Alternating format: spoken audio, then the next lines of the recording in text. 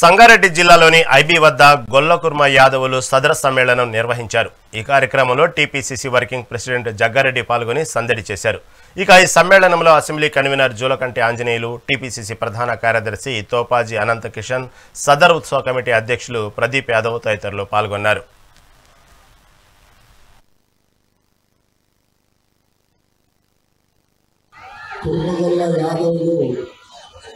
ప్రతి సంవత్సరం ఈ కార్తీక పౌర్ణమి రోజు యాదవులతో పాటు సమస్త కులాలు అందరూ కూడా ఈ సదర్ ఉత్సవాల్లో పాల్గొంటూ వస్తున్నారు।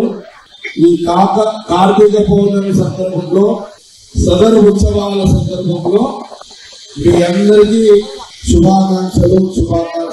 అందరికి కూడా ఈరోజు అన్ని దేవాలయాల దగ్గర సదర్ ఉత్సవాల్లో ఈ కార్తీక పౌర్ణమి రోజు నేను ఇప్పుడే రామ్నగర్ రామ మందిర్లో దీపాలు ముట్టించి ఇక్కడికి రావడం జరిగింది।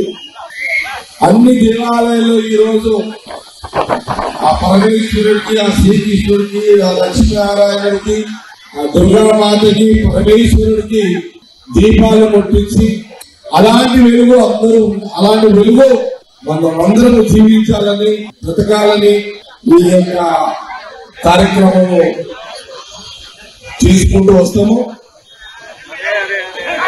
నేను మీ అందరికి కూడా